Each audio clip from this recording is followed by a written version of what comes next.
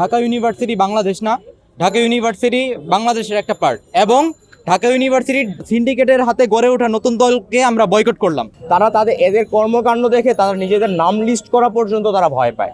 Public যে আলাদা করতেছেন, আমরা তো জানতাম যে ছাত্র মানে ছাত্র। এই জন্যই আপনি দেখবেন যে আমাদের প্রাইভেট স্টুডেন্ট আমরা প্রথম ক্লাসে ঢুকে গেছি, আমরা আমাদের পড়াশোনা স্টার্ট করছি। আমাদের শিক্ষিত হইতে হবে, দেশ গড়তে হবে, আমাদের ব্যবসা থেকে শুরু করে সকল কিছু আগায় নিয়ে যেতে হবে।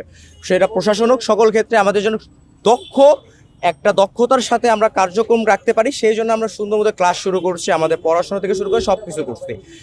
কিন্তু আপনি যদি তাদের কর্মকাণ্ডগুলো দেখেন, সেখান থেকেই কিন্তু শুরু। তারা প্রথমে ক্লাসে যেতে চায় না, এই ক্লাসে যেতে চাইলে তারা অনেক রকম কথা বলছে, সেই জায়গাগুলোতে তাদের কোনো কিছুই ঠিক ছিল না। ইভেন যে কমিটিগুলোর কথা বলছেন যে এই কমিটি যে আলাদা হচ্ছে প্রাইভেট এবং পাবলিক, প্রাইভেট পাবলিকের আলাদা হওয়ার কিছু নাই। ওরা অলরেডি আমাদের আলাদা চোখেই দেখে, ওরা আমাদের আলাদাই করে, আমরা ওদের ভাই ভাবি, কিন্তু ওরা আমাদেরকে অন্য কিছু ভাবে। যার কারণে আপনি যদি আসিফ নজরুল সাহেবের যদি কথা বলেন ছাত্র নেতাদের সাথে, 6 আগস্ট উনি একটা কথা বলেন, সেটা হচ্ছে আপনাদের পাবলিক ইউনিভার্সিটির স্টুডেন্টদের স্টেক দিতে হবে। উনি কখনো প্রাইভেট ইউনিভার্সিটিরাও এখান থেকে সুন্দর করে কথাটা এড়িয়ে গেলেন। এবং পরবর্তীতে আমি দেখি ঢাকা ইউনিভার্সিটি এমনই নিজেদের স্টেকটা নিছে, ওরা পাবলিক বলতে শুধু ঢাকা ইউনিভার্সিটিও বুঝছে, চিটাগাংও ভুলে গেছে, জাহাঙ্গীরনগরও ভুলে গেছে, জগন্নাথও ভুলে গেছে। সো বৈষম্য যাদের ভিতরে, এবং এই কথাগুলো আমি আমার একটু আগে বলছিলাম যে 17 বছর তারা পুরোপুরি আওয়ামী লীগের স্বৈরাচারের পদলেহন একটা দল এবং একটা গোষ্ঠী রূপেই ঢাকা ইউনিভার্সিটিটা ছিল। সেখানে ভিন্নমত ছিল বা অন্যান্য মতামতের খুব একটা দর্শন বা আদর্শ এখানে ছিল না। যার কারণে তাদের যে মতাদর্শ বর্তমানে চলমান, সেই চলমান আদর্শের সাথে আমাদের মাথা, আমাদের মনন কোনো কিছুই তাদের সাথে সায় দেয় না।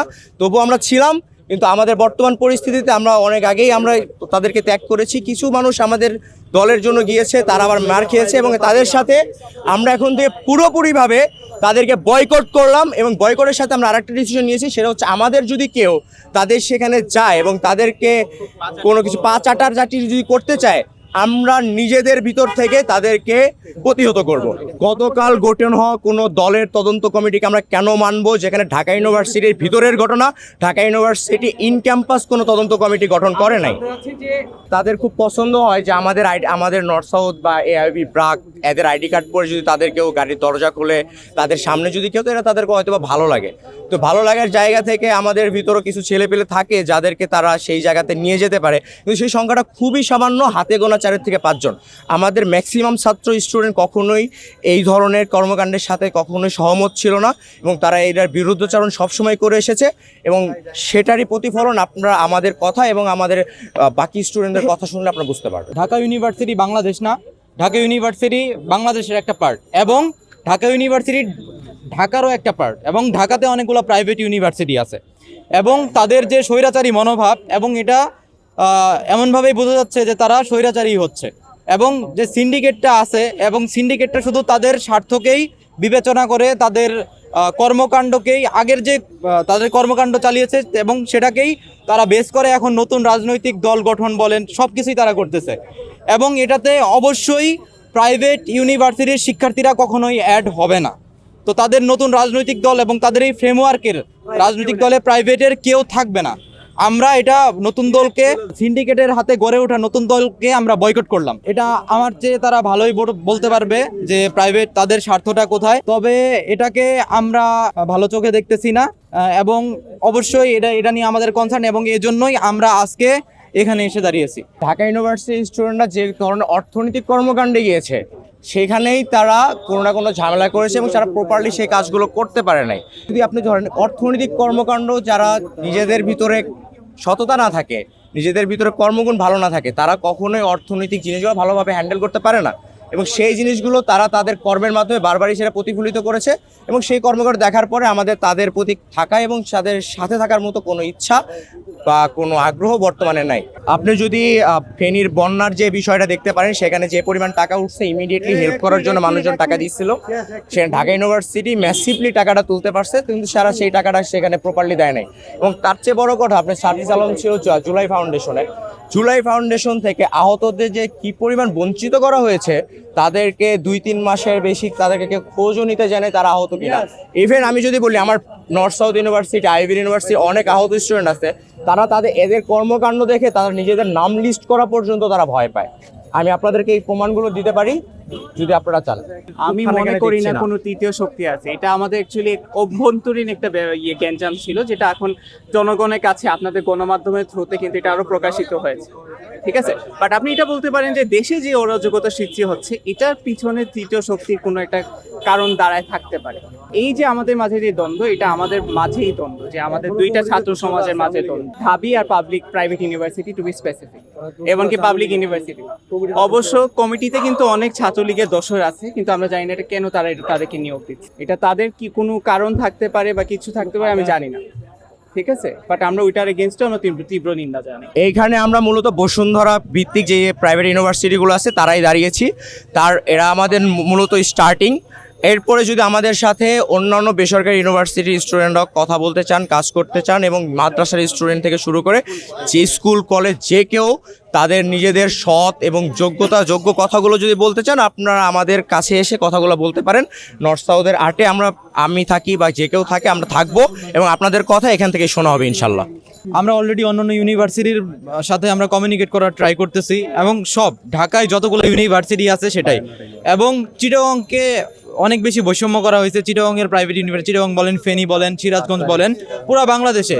তো আমরা যদি কিছু করি এবং সেখানে কোনো বৈষম্য থাকবে না। আমরা চিটাগং, এইটা হচ্ছে টেকনাফ থেকে তেতুলিয়া, এবং মাদ্রাসার শিক্ষার্থীরা যারা উপেক্ষিত তাদের নিয়েও আমরা একসাথে বসে যা করি সম্মিলিতভাবে করব। এবং এই আন্দোলনে কলেজ বলেন, হচ্ছে স্কুল, তাদের সবারই অবদান, কারো অবদান কম না। এখন হচ্ছে আমরা রাস্তায় ছিলাম, আমাদের এই লাশ দেখে, আমাদের ইনজুর হওয়া দেখে তারা আসছে। তো এই ক্ষেত্রে আমরা ক্রেডিট নিচ্ছি না যে আমাদের ইনজুর হওয়া, আর সবাই আসছে এবং সবাই মিলেই হচ্ছে গণঅভ্যুত্থানটা সম্পন্ন হয়েছে। তো এই ক্ষেত্রে আমরা সবার সাথে কমিউনিকেট করে দেন আমরা সম্মিলিতভাবে যে কোনো ঘোষণা হোক বা যে কোনো প্ল্যাটফর্ম হোক, এটা আমরা সবাই একসাথে করব। এখানে কোনো বৈষম্য থাকবে না। এখানে কোনো পাবলিক ইউনিভার্সিটি যদি আসতে চায়, আমরা তাদেরকেও গুরুত্বের সহকারে দেখব। আমরা কোনো বৈষম্য করব না। এই যে রেভলিউশন যেটা হইলো, যেটার উপর বেস করে আমরা সবাই ক্যামেরার সামনে এসে বিবৃতি দিচ্ছি, নেতা বানাচ্ছি, এই রেভলিউশনের মূলে কি ছিল? এটা হয়েছে ডিসক্রিমিনেশনকে কেন্দ্র করে কোটা আন্দোলন, যেটার বেস হচ্ছে ডিসক্রিমিনেশন। তো যেই আন্দোলনকে কেন্দ্র করে, যেই ওয়ার্ডটা ডিসক্রিমিনেশন, এইটাকে কেন্দ্র করে এত বড় একটা আন্দোলন হইলো, নতুন একটা দেশ আসলো, সেই দেশে এখন আমরা আবার ডিসক্রিমিনেশন দেখতেছি। তাদের মাধ্যমেই যাদেরকে বিশ্বাস করে আমরা সকল দলমত ভুলে রাস্তায় নামছিলাম। রাজনৈতিক দল বানান, সবাইকে নিয়ে বানান, আর যদি না পারেন আপনারা বানাইতে আসেন না। আপনারা প্রাইভেট পাবলিক যে আলাদা করতেছেন, আমরা তো জানতাম যে ছাত্র মানে ছাত্র, আমরা তো কখনো আলাদা করি নাই। যেহেতু আপনারা আলাদা করতেছেন, আমরা আপনাদের সাথে নাই, আপনাদেরকে আমাদের দরকার নাই, আমাদের রাজুতে যাওয়ার দরকার নাই, আমাদের ঢাবি, শাহবাগ এগুলোতে যাওয়ার দরকার নাই। আমি এখন 8 নম্বর গেট নর্থ সাউথের সামনে দাঁড়ায় আমি কথা বলতেছি। এখানে দাঁড়ায় আমি 2015 সাল থেকে কমপক্ষে 5টা বড় আন্দোলন নিজে করছি, নেতৃত্ব দিছি। একজন যোদ্ধা আমি জুলাই অভ্যুত্থানের। এখানে 15 তারিখ থেকে আমরা 5 আগস্ট পর্যন্ত যে আন্দোলন করেছি, এখানে ঢাবির কতটুকু এখানে সংশ্লিষ্টতা আছে ফার্স্ট থেকে উপর থেকে, আমরা এই জায়গা থেকে আমি বলতে পারবো যে আমরা 5 তারিখ পর্যন্ত যে আন্দোলন করেছি, এই জায়গাতে ঢাবি কতটুকু ঢাকা কন্ট্রোল করছে, ঢাবি কতটুকু জায়গা তারা কভারেজ করছে। এখানে প্রাইভেট ভার্সিটিতে আমাদের এই জায়গাগুলো বাড্ডা থেকে শুরু করে নতুন বাজার, তারপরে আশেপাশে যত ঢাকার জায়গাগুলো আছে, আমরা যেভাবে আমরা কন্ট্রোল করছি, আমরা প্রাইভেট ভার্সিটির পোলাপানে সবাই আমরা যেভাবে কভারেজ করছি, ঢাবির তো হল বন্ধ করে দিয়েছিল, তারা তো হল ছেড়ে চলে গিয়েছে। আমরা তো এখান থেকে কোথাও আমাদের জায়গা থেকে কোথাও আমরা সরে যাইনি। আমরা নিজের জায়গা থেকে আমরা রাস্তায় নেমেছি, আমরা আন্দোলন করেছি, আমরা সব কিছু শেষ করে আমরা একটা স্বাধীন রাষ্ট্র আমরা তুলে দিয়েছি। তারা কি ঢাবি কি মনে করে কি আমাদের বাদ দিয়ে কি সব কিছু কি তারা একাই সব কিছু কন্ট্রোল বা উপর থেকে নির্দেশনা দিয়ে আমাদের কন্ট্রোল করতে পারবে? আমার প্রাইভেট ইউনিভার্সিটির ভাই বন্ধু বা এই সমাজ যাদেরকে এইভাবে প্রতিহত করা হলো, এর চরম মূল্য তাদের দিতে হবে। এর মূল্য হিসেবে তাদেরকে অবশ্যই ক্ষমা তারা চাইতেই হবে। এখানে কোনো পথ নেই। তারা এটার এগেনস্টে গিয়েছে, তারা বৈষম্য বিরোধী, তারা নাম ধারণ করতেছে, তারা বৈষম্য করতেছে। এখানে কোনোভাবে আমাদের সাথে সম্মিলিত হচ্ছে না। এটা তারা যদি মনে করে তাদের স্টেক হোল্ডার শুধুমাত্র তারা ঢাকা ইউনিভার্সিটি, এটা একান্তই ধারণা ভুল। আমাদের নর্থ সাউথ ইউনিভার্সিটি সহ ইউআইইউ, এআইইউবি, আইইউবি, তারপরে অন্যান্য যারা আছে এগুলো সব কভারেজ আপনি খেয়াল করেন, আপনি ভিডিওগুলো চেক করেন না, দেখেন কোথায় ঢাবির পোলাপান আছে। তারা হল ছেড়েছে, তারা আমাদের ডাক দিয়েছে, আমরা বলেছি all eyes on Dhaka varsity, আমরা রাস্তায় বের হয়েছি, আমরা সব কিছু কভারেজ করছি। কোথায় ঢাবির পোলাপান ছিল, কোথায় ঢাবির সন্তানরা ছিল? আজকে সব কিছু আসে, কমিটি আসে, নির্দেশনা আসে, সব কিছু ঢাবি থেকে আসে। এটা কোনোভাবেই গ্রহণযোগ্য আমাদের পক্ষে হয় না, এটা আমরা মেনে নেব না। আর প্রাইভেট ভার্সিটির উপর যে হামলা হয়েছে এটা খুবই ন্যাক্কারজনক একটা বিষয়। এর তীব্র নিন্দা আমরা জানাই, এর তীব্র প্রতিবাদ আমরা জানাই।